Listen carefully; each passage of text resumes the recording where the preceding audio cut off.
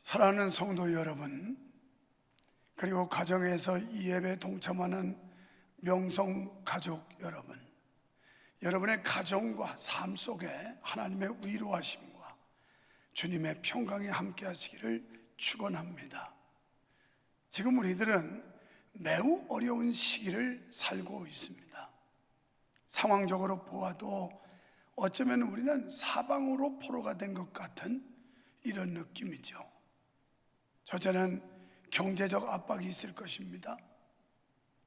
이건 희망이 보이지 않는 이 불안과 불경기의 늪, 또 이제 다 잡은 줄 알고 안심할 것 같았던 우한 폐렴이라고 하는 이 코로나 전염병, 요 며칠 사이에 얼마나 창궐을 하는지 이제는 사람들이 감당할 수 없을 만큼 심각해지고 있는 모습을 보게 됩니다.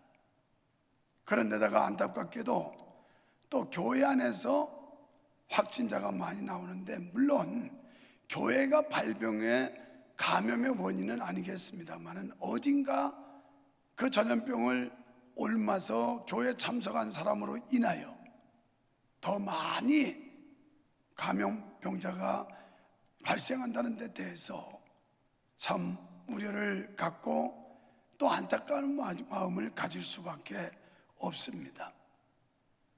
이런 여러 가지 면에서 볼 때 우리의 지금 모습이 무엇일까? 포로당한 모습이 아닐까? 고린도후서 4장 8절로 10절에서 사도 바울은 이렇게 말씀했습니다. 우리가 사방으로 우겨싸임을 당하여도 쌓이지 아니하며, 답답한 일을 당하여도 낙심하지 아니하며, 핍박을 받아도 버림받지 아니하며, 거꾸로뜨림을 당하여도 망하지 아니하며. 어떻게 이렇게 절박하고 어려운 상황에서 이런 외침이 나올 수 있을까요? 사도 바울은 하나님을 믿는 확실한 믿음과 그분께 거는 간절한 소망이 있었기 때문에 이렇게 담대하게 외칠 수가 있지 않았겠습니까?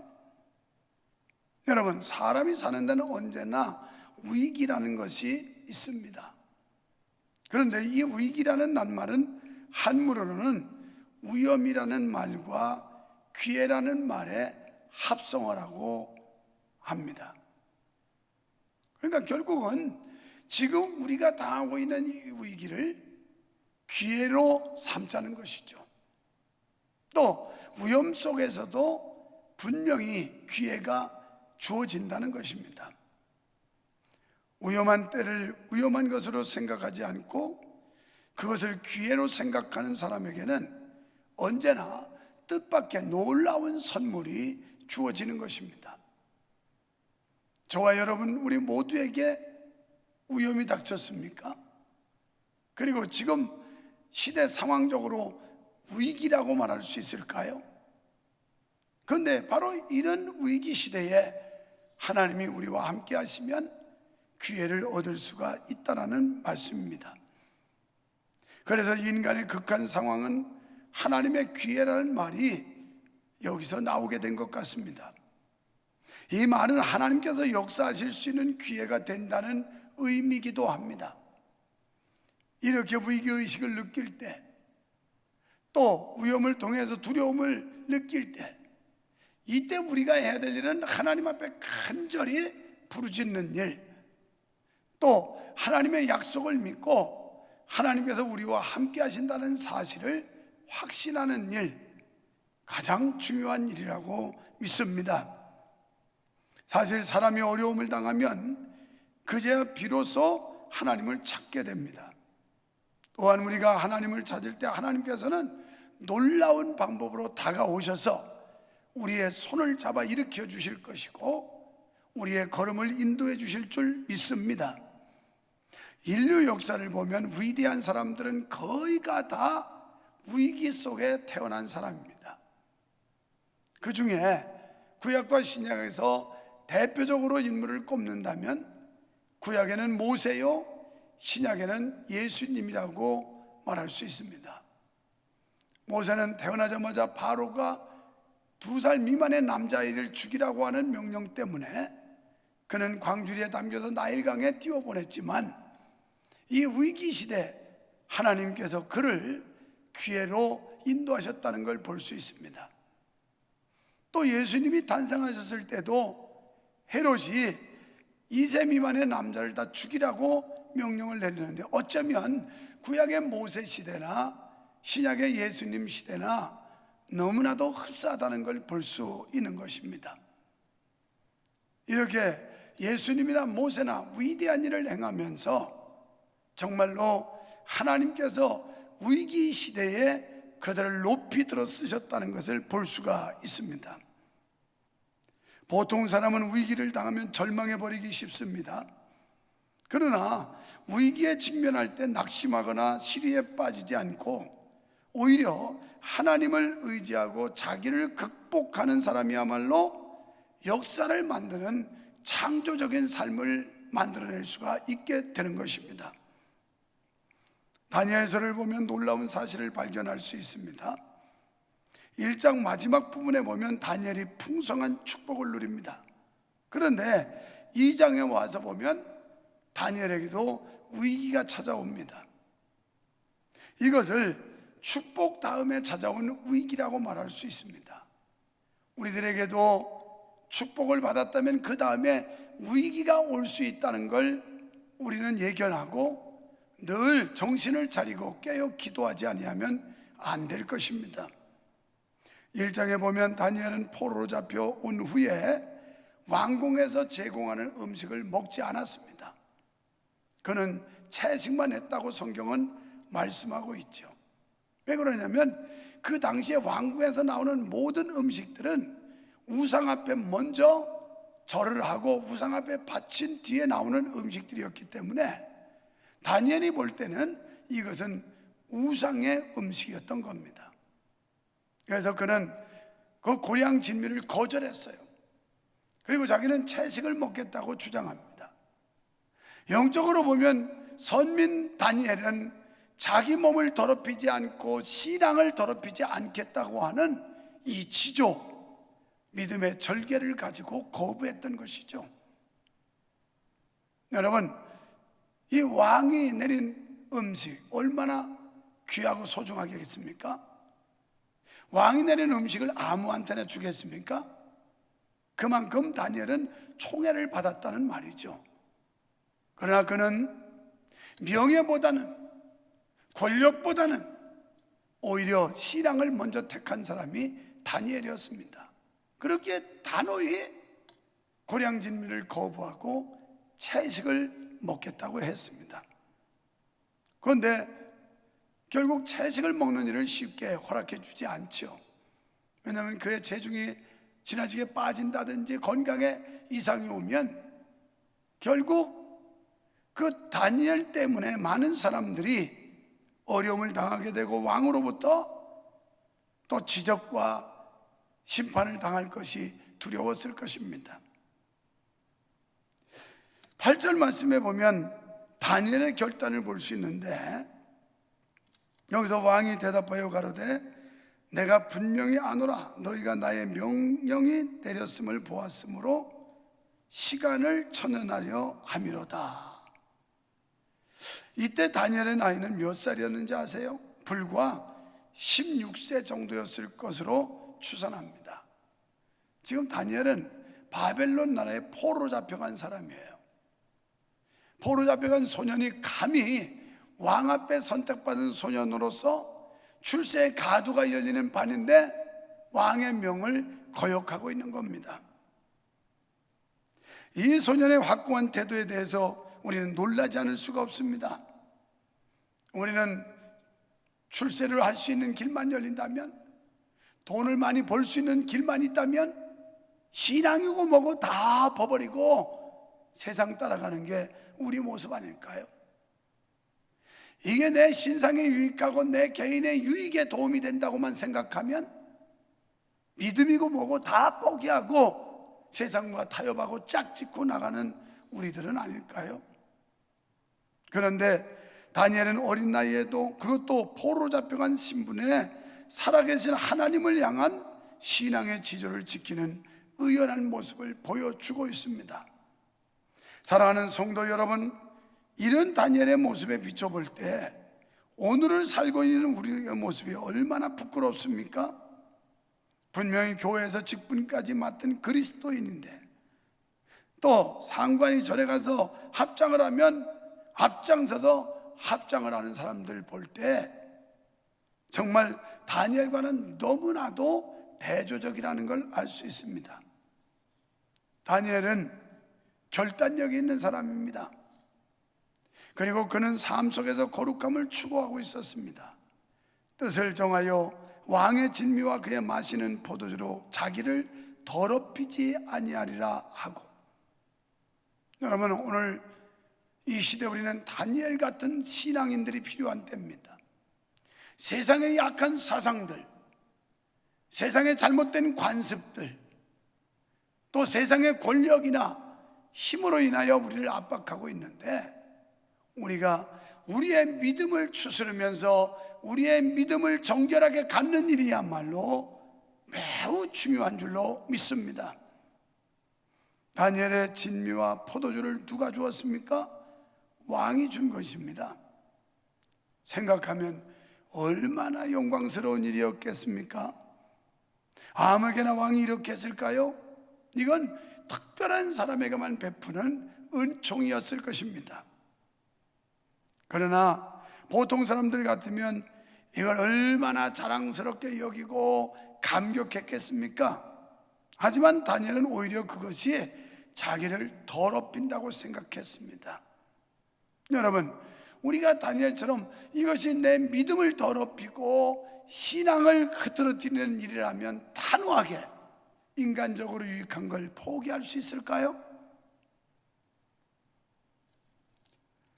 출세보다, 명예보다, 권력보다 소년 다니엘에게는 자신이 깨끗한 그릇이 되어 하나님이 쓰시는 사람이 되는 것이 더 중요했던 겁니다. 바라기는 오늘 말씀을 듣는 성도 여러분, 저와 여러분 모두가 정말 하나님의 거룩한 뜻, 하나님 앞에 쓰임받는 걸 세상에서 높임받는 것보다 더 영광스럽게 생각할 수 있게 되기를 축원합니다. 이것은 다니엘이 자신의 삶에서 거룩함을 얼마나 열망했는가를 보여주고 있습니다. 오늘 출세와 성공의 길이 눈앞에 보이는데, 다니엘처럼 거룩한 신앙을 지키기 위하여 거절한 사람이 이 세대에 얼마나 될까요? 교회, 장로, 본사도 정치권에 진출해서 눈치를 보고 소신 있는 발언을 못하고 자기 신앙의 절개를 지키지 못하는 게 현실 아닙니까? 더구나 다니엘은 아주 겸허한 사람이었습니다. 1장 12절 말씀에서 청하오니 당신의 종들을 열흘 동안 시험하여 채식을 주어 먹게 하고 물을 주어 마시게 한 후에, 이렇게 청하오니 라는 말로 자신의 의사를 표현하고 있습니다. 그래서 다니엘이 소년을 감독하는 감독자에게 정중하게 부탁하는 겁니다. 이 말은 최고의 존경을 나타낼 때 사용한 말입니다. 이렇게 자신의 의견을 제시하면서도 아주 겸손하고 온유하게 말하고 있는 다니엘의 모습이 아주 인상적입니다. 다니엘은 자신의 확신을 드러내는 장면에서 나는 이미 마음에 결정한 바가 있으니 당신네들이 아무리 이야기해도 소용이 없소라고 말하고 있는 겁니다. 그러니까 나를 별의 별 방법으로 설득하고 회유해도 소용없습니다. 나는 이미 결심했습니다. 나는 하나님 편에 서기로 결심했고 하나님 말씀대로 신앙 본연으로 살기로 결심했습니다 라고 하는 결단의 표시입니다. 아무리 자신에게 확신과 결단이 서 있다 해도 그 확신을 상대방에게 전달하는 과정에서 온유하고 겸허한 자세를 조금도 흐트러뜨리지 않았다는 것입니다. 그렇습니다. 우리 주변에도 확신에 찬 사람이 많이 있습니다. 그러나 그 확신을 전달하는 과정에서 다른 사람들의 얼굴을 찌푸리게 하는 경우를 종종 봅니다. 다니엘은 위기에 처했을 때 결단력과 거룩함, 그리고 겸허한 자세로 위기적 상황을 잘 극복했을 뿐 아니라 하나님의 놀라운 축복을 경험하는 기회를 얻었다는 사실입니다. 다니엘은 채식을 했는데도 오히려 더 건강하게 되었다라고 말씀합니다. 그리고 다니엘은 놀라운 지혜를 하나님께로부터 받게 되었습니다. 모든 이상과 꿈을 해석하고 상황을 분석할 수 있는 특별한 지혜를 하나님께로부터 부음받았습니다. 이처럼 다니엘은 건강과 지혜와 사회적 특권까지도 부여받게 되었습니다. 결국 훗날 그가 총리가 되는데, 여러분, 정말 우리가 의를 위해 죽고자 하고 복음을 위해 목숨 걸 각오를 하고 하나님의 영광을 위해서 우리의 생명을 담보로 할 때 하나님은 절대 우리에게 손해보게 하지 않고 반드시 놀라운 기적 같은 역사들을 허락해 주신다는 사실을 믿으시기를 축원합니다. 그러나 느부갓네살의 꿈과 함께 다니엘의 생애에 다시 위기가 찾아왔습니다. 여러분, 어떻게 보면 인생은 장애물 경기 같지 않습니까? 그가 축복을 받고 은혜를 받았다가 또 위기가 찾아오고 다시 하나님께서 역전의 드라마를 쓰도록 이렇게 역전승을 시키시고 또 위기가 오는 하는 것처럼 어쩌면 우리 인생의 모습이 그렇지 않을까 싶습니다.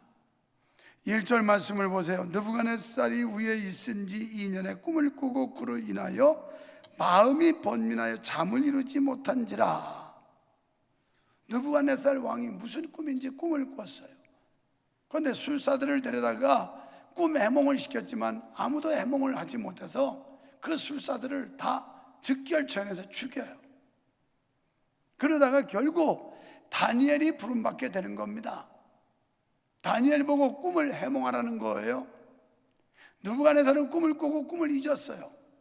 그래도 기억도 안 나요. 그런데 불길한 꿈이기 때문에 이게 정신세계에 남아가지고 계속 그를 혼란하게 했고 심리적 압박을 주었고 그래서 고통을 받게 한 겁니다.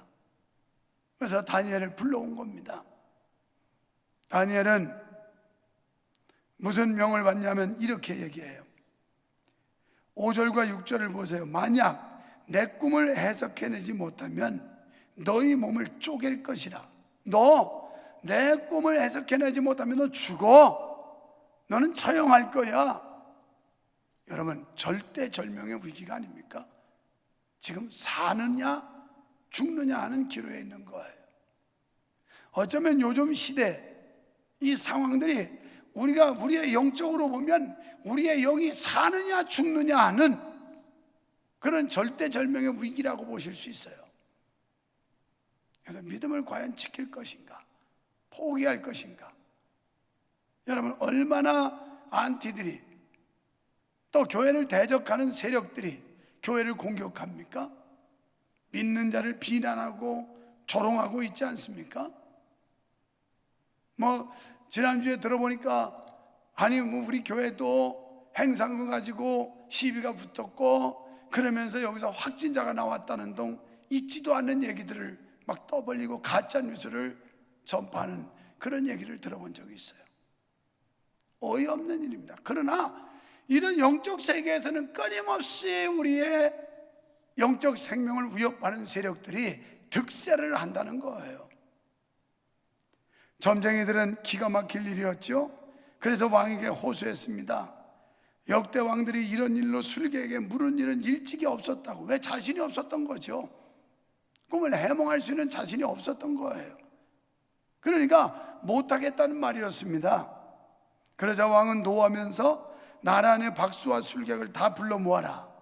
바벨론 박사들을 모두 멸하라고 소리쳤습니다.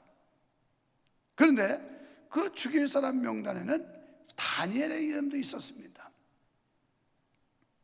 다니엘은 포로였지만 하나님께서 지혜를 주셔서 꿈 해석하는 일을 하고 있었기 때문입니다.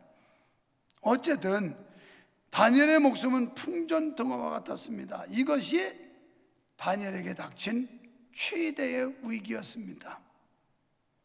이럴 때 다니엘이 보통 사람 같았다면 이제 끝이로구나, 내 생명 끝나는 거구나, 내 인생 이제 끝나는 거구나, 이렇게 생각할 수 있었을 것입니다. 요즘 시대 상황을 보면서 자포자기하고 절망과 시리에 빠지고 원망과 불평하는 사람들이 참으로 많을 겁니다. 이제 모든 게 희망이 없다고, 끊어졌다고 말할 것입니다. 그런데 다니엘은 이 위기의 상황에서 당황한다든지 절망하지 않았습니다. 이게 바로 믿음이에요. 아무리 위험한 일이, 아무리 위협이 생겨도 이런 데서 당돌하게 끝까지 믿음을 지키는 거, 이게 바로 믿음이요 다니엘의 신앙이라고 볼 수 있습니다. 오히려 다니엘은 자기에게 닥친 위험을 기회로 승화시켰습니다. 다니엘은 침착하게 자기가 나설 수 있는 기회를 기다렸어요. 14절 이하의 말씀을 보세요. 시위대장 아리옥이 다니엘을 죽이러 왔습니다. 그때 내가 무엇 잘못했습니까? 내게 무슨 죄가 있습니까? 이렇게 말하지 않았어요. 침착하고 슬기로운 말로 아리옥이라고 하는 이 감독에게 접근합니다. 아니, 왕의 명령이 이리도 급하시단 말입니까? 왜 이렇게 왕께서 서두르십니까? 하니까 아리옥이 그러면 너에게 무슨 뾰족한 수라도 있단 말이냐라고 묻습니다. 다니엘은 기한을 주시면 반드시 제가 그 꿈을 해석해 내리이다. 만약 틀렸다가는 당장 죽임을 당할 텐데 어디서 이런 담력이 나왔을까요? 그것은 다니엘이 믿는 하나님을 온전히 신뢰했기 때문에 그랬습니다. 그러면 어떻게 다니엘이 이처럼 하나님을 온전히 신뢰할 수 있었을까요? 그는 믿음의 선배 요셉을 생각했을지도 모릅니다. 요셉은 꿈을 해석하고 꿈 때문에 출세한 사람 아닙니까? 요셉에게도 꿈을 해석하도록 역사하셨던 그 하나님이 내가 믿는 하나님, 똑같은 하나님이기 때문에 그분이 역사하시면 가능하다고 믿었던 것이죠. 여러분, 요셉과 함께하던 하나님, 다니엘과 함께하던 하나님, 오늘 여러분과 나와도 함께한다는 사실을 믿으시기를 축원합니다. 그는 믿음의 선배 요셉을 생각했고 그 하나님이 자기에게도 도움을 주시고 은혜 주시면 역사를 나타낼 수 있다라고 믿었던 겁니다. 아마 다니엘은 처음으로 자기의 지혜를 확인할 수 있는 기회가 되었다라고 생각했을런지도 모릅니다. 하나님, 저에게 지혜를 주신다고 하셨죠? 이제 때가 왔습니다. 저에게 주신 지혜를 통해서 왕이 꾼 꿈을 해석하게 해주세요 하고 기도했을 것입니다. 그러니까 약속을 붙드는 믿음이었죠. 약속을 믿고 하나님 앞에 간구한 것입니다. 16절에 보면 다니엘이 왕이 꾼 꿈의 내용과 해석을 알려주겠다고 자신 있게 말합니다. 그런데 사실 그때까지 아무것도 알고 있지는 못했어요. 19절에 가서야 비로소 은밀한 것을 알게 됩니다. 그럼에도 불구하고 다니엘은 자신이 문제를 해결하게 될 것이라고 믿었던 겁니다. 사랑하는 여러분, 하나님이 여러분을 붙들고 역사하시면, 하나님이 우리 교회를 붙들고 역사하시면 분명히 하나님의 기적, 하나님의 역사를 우리에게 보여주실 줄 믿습니다. 성도 여러분, 이처럼 믿음이 뭘까요? 믿음은 바라는 것들의 실상이요 보지 못하는 것들의 증거입니다. 여러분, 믿음으로 고백하십시오. 그리고 믿음으로 그림을 그리십시오. 그리고 믿음으로 꿈을 꾸십시오. 여러분, 우리가 이 믿음이라는 건 바라는 것들의 실상이라고 그랬으니까 여러분이 무엇을 바랍니까? 믿음으로 보세요. 여러분이 믿음으로 볼 수 있는 눈이 열리시기를 축원합니다. 믿음의 귀가 열리시기를 축원합니다. 그리고 믿음의 생각이 열리시기를 축원합니다. 보여지고 믿는 것이 아니라 보이는 것이 아무것도 없어도 믿는 것입니다. 내 눈에 아무것도 나타나지 않았지만 나타나게 해 주실 하나님을 신뢰한 것입니다. 우리는 하나님께 보여주십시오, 믿겠습니다라고 말합니다. 그러나 하나님께서는 믿으라, 그리하면 보여주리라. 순서에 있어서 믿음이 먼저입니다. 우리가 하나님을, 절대자를 온전히 믿으면, 신뢰하면 하나님이 역사를 보여주겠다는 겁니다. 하나님의 공식과 인간의 공식은 이렇게 다릅니다. 다니엘은 위기에 처했을 때 믿음으로 나아갔을 뿐 아니라 위기를 기도로 극복하며 기도로 맞이했습니다. 17절로 18절을 보세요. 다니엘은 자기 친구 하나냐와 미사엘과 아사랴에게 그 일을 고하고 바벨론의 다른 박사와 함께 죽임을 당치 않게 하시기를 간절히 기도하게 했습니다. 그리고 다니엘도 집에 돌아가서 하나님께 간절히 기도했습니다. 그는 혼자서만 기도하지 않고 친구들과 함께 하나님께 나아갔습니다. 그렇습니다. 하나님은 개인 기도에도 응답하시지만 성도들이 합심하여 드리는 기도에서는 특별한 의미에서의 응답을 하십니다. 여러분, 이미 국무총리가 담화하면서 수도권에 있는 모든 교회들은 비대면 예배를 원칙으로 이렇게 요구했습니다. 그러나 우리는 개인 기도는 쉴 수 없고, 할 수 있다면 여러분 자유롭게 예배당에 왕래하면서 하나님의 나라와 하나님의 교회와 또 우리 성도들을 위해서 기도하는 릴레이들이 벌어졌으면 좋겠습니다. 개인이 왕래하고 교회에서 기도하는 거 아무 문제 없습니다.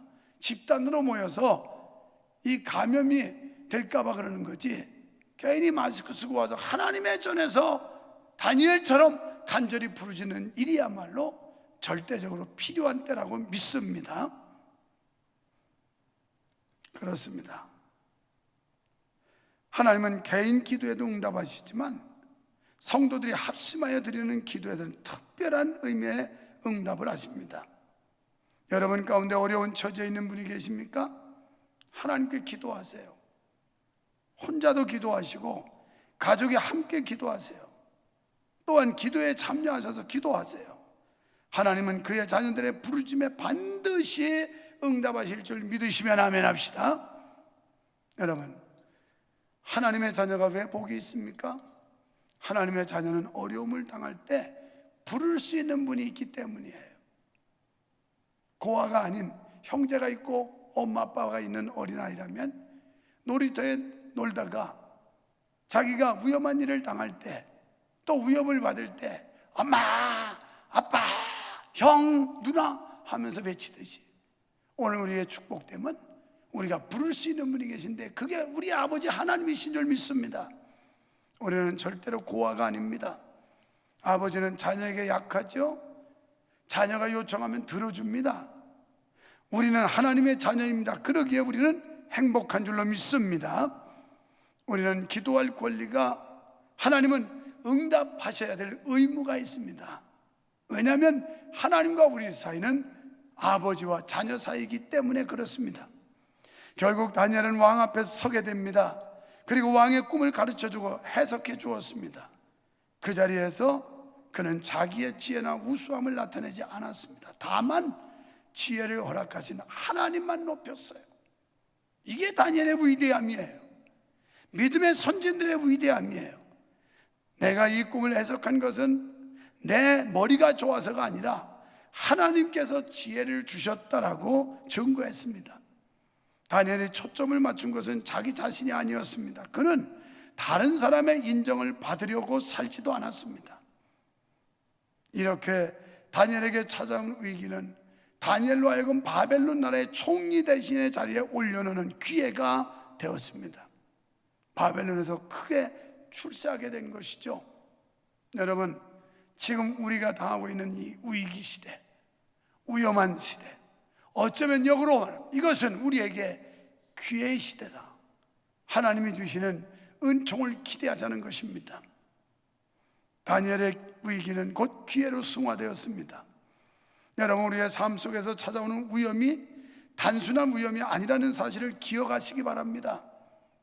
중요한 것은 우리에게 찾아오는 위험한 상황을 긍정적으로 창의적으로 대응하면 성공의 기회가 되고 하나님의 영광을 드러내는 기회가 될 수 있다는 사실입니다. 그러나 부정적으로 절망적으로 대하면 실패와 좌절로 전락해 버릴 수도 있는 것입니다. 다니엘은 세상과 타협하지 않고 하나님께서 제시하신 표준을 고수하며 하나님의 능력을 신뢰했고 하나님의 뜻을 받아들이고자 하는 믿음을 지킨 결과 위기를 극복하고 큰 축복을 누리게 되었습니다.